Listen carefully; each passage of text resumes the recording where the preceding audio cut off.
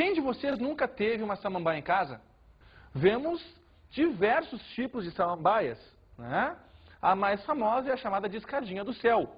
Nós também vemos as avencas, que são um pouco mais delicadas do que as samambaias comuns. E ainda vemos também o famoso xaxim, que tem um tamanho já bem maior, né? E que até, para alguns mais leigos, pode parecer uma pequena palmeira. Mas não, xaxim é uma samambaia. Vamos dar uma olhadinha agora num texto que nos revela a origem da palavra e do significado samambaia. O nome samambaia é proveniente do tupi e significa aquele que se torce em espiral. Seu habitat pode ser tanto um vaso de xaxim, como o tronco de uma árvore, uma pedra ou mesmo o próprio solo ou a água, como as samambaias aquáticas. Pois vamos dar uma olhadinha melhor então nas características das pteridófitas. Como eu já falei antes, a vascularização, ou seja, a presença de vasos condutores de seiva, é a principal característica desse grupo, porque pela primeira vez aparece no reino vegetal. E constitui, então, um passo decisivo para a conquista desse meio, do meio terrestre. Agora, essas plantas possuem um sistema muito mais eficiente na condução da seiva, na condução da água, juntamente dos seus nutrientes. E elas conseguem, com isso, um maior tamanho, um maior volume corporal. Por quê? Porque agora essa água consegue ser carregada a um nível, a uma altura maior em relação ao solo.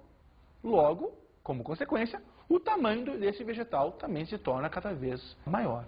Então, com isso, agora com a presença dos vasos condutores de seiva, nós temos órgãos verdadeiros. Nós não temos mais rizóides como nas briófitas. Nós não temos mais cauloides. Nós não temos mais filóides. Agora nós temos folha de verdade. Esta folha aqui. Nós temos um caule de verdade e nós temos uma raiz de verdade. Um detalhe muito importante, queridos amigos, é com relação à denominação e à estrutura do caule dessas pteridófitas. Os caules delas são caules rastejantes e nós damos o nome de rizoma a este caule. Então, caule de briófita é um cauloide. Caule de pteridófita nós chamamos de rizoma. Alguns de vocês já devem ter percebido que parece um bichinho cabeludo, de cor amarronzada, uma cor bege, uma cor marrom, né? Bem felpuda na base do seu vaso em casa. Esse é o rizoma, esse é o caule horizontal, caule das pteridófitas. Pois muito bem, apesar desse sistema então vascular fazer com que essa planta consiga uma maior presença em ambientes não tão úmidos, e isso começa a acontecer de fato, a reprodução desses vegetais ainda é completamente dependente da água.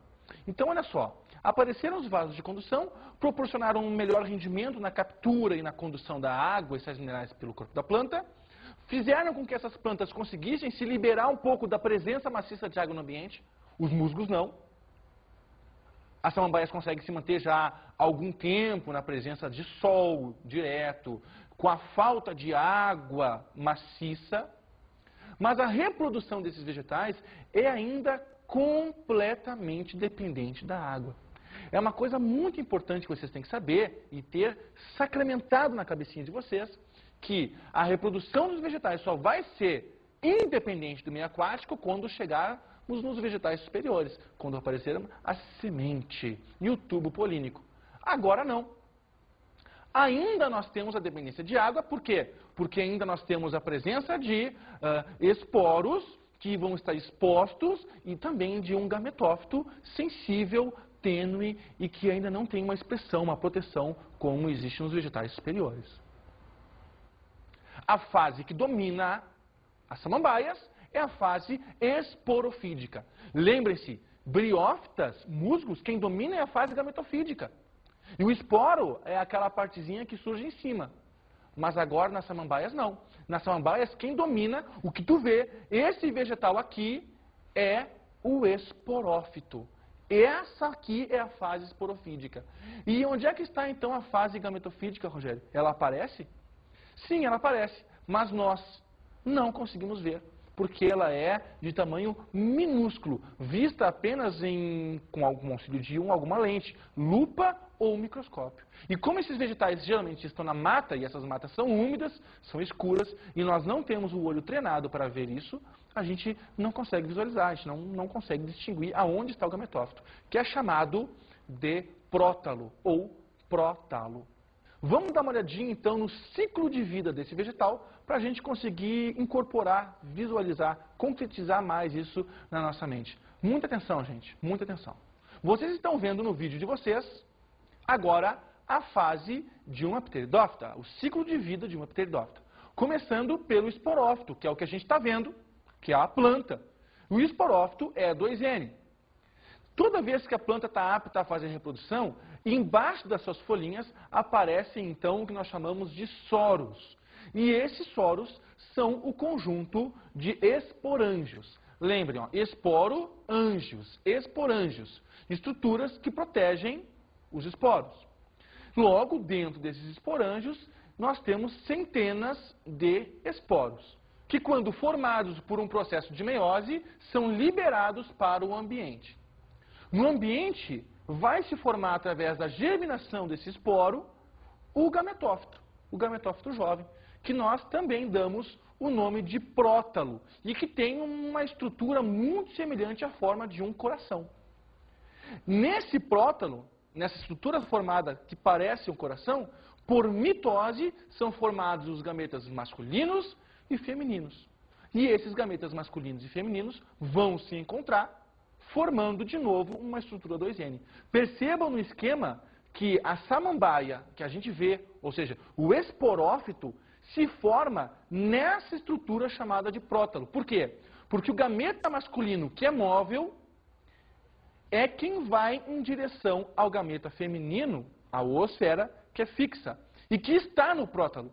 Então, o anterozoide vai encontrar a oosfera, a fecundação vai ocorrer, e no próprio prótalo vai existir a formação, então, da fase esporofítica, do esporófito, que agora vai ser diploide. Muito bem.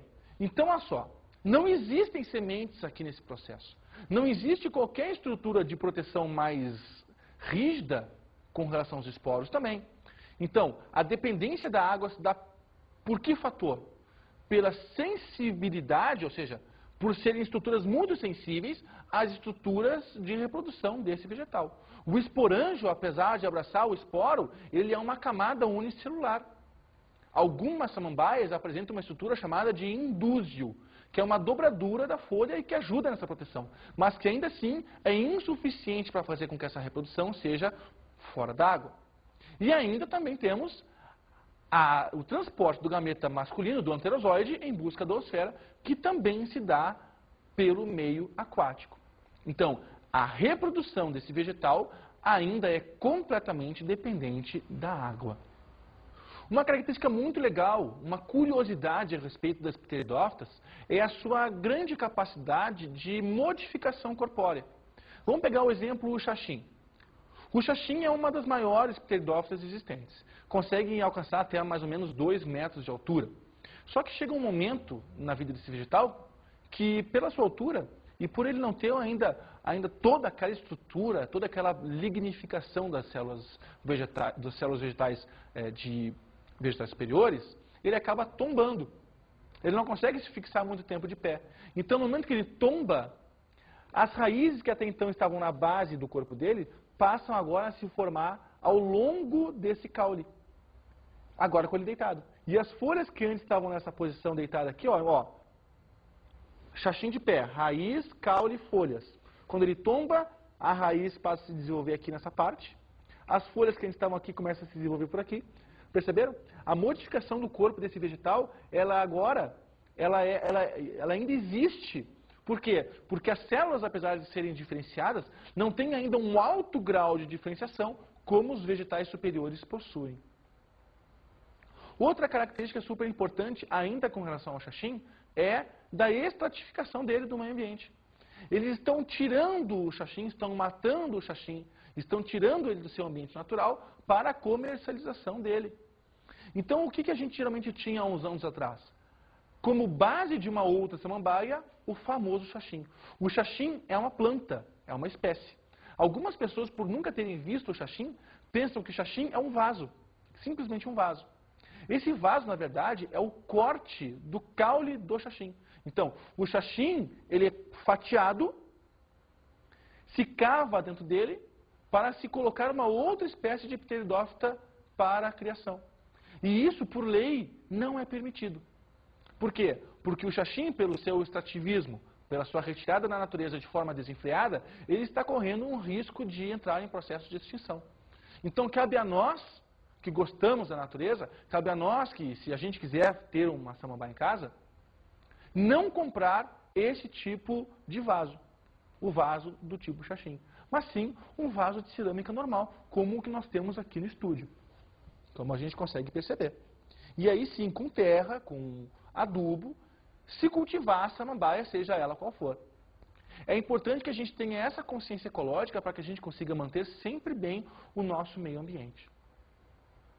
Então, o que fica a respeito dos vegetais intermediários? É que, de fato, eles são o intermédio, o processo de aparecimento de estruturas para a conquista definitiva do meio terrestre. Musgos, aparecimento apenas de alguns órgãos, o rizoide, do filoide, do cauloide, para a fixação dele em terra. São avasculares, fase dominante gametofídica. Já nas pteridófitas, não. O aparecimento de vasos de condução, formando órgãos verdadeiros, raízes, caules, folhas. Agora, a fase dominante é o esporófito e um grande tamanho agora proporcionado por essas estruturas que ainda vão se aprimorar cada vez mais nos vegetais superiores.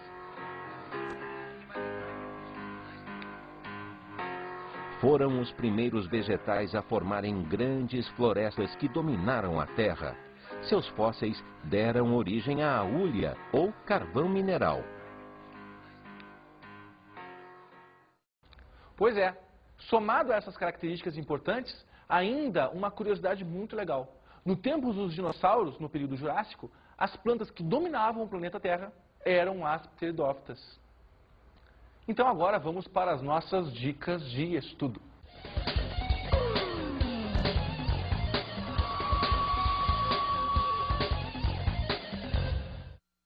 Como dica de estudo, eu deixo para vocês o filme Jurassic Park.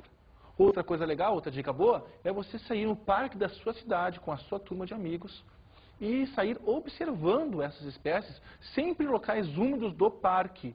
Se vocês forem fazer a coleta desse material, é sempre importante ter moderação. Não vão sair pegando todos que vocês forem ver pela frente. Não. Peguem sempre em pequenas quantidades para que não haja uma degradação desse meio ambiente. Cuidado, hein? E com isso eu espero que vocês tenham bons estudos.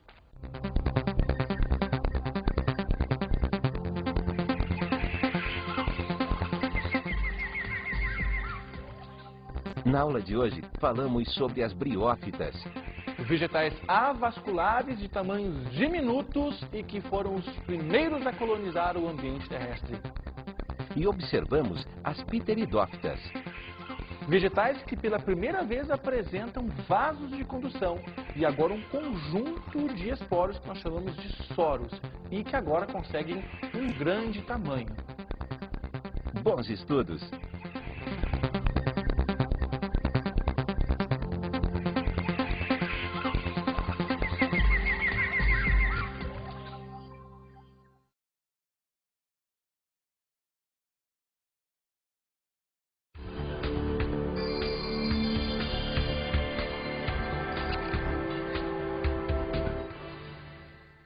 Bom, a biologia de livro, ela é muito chata. Então, para tornar essa aula muito mais didática e fazer com que o aluno consiga compreender esses processos evolutivos que começam a se consolidar num vegetal para conquistar o meio terrestre, é muito importante conseguir uma samambaia, conseguir um musgo para que ele possa ver, sentir, tocar, para que ele consiga criar links, estabelecer conexões lógicas para a conquista do meio terrestre e a diferença entre uma briófita e uma pteridófita. Né? A inversão da fase dominante gametófito para esporófito também ela tem que ser muito bem trabalhada para que o aluno não tenha dúvidas, até porque esse assunto já caiu várias vezes em vestibular. Gente, bom trabalho para vocês.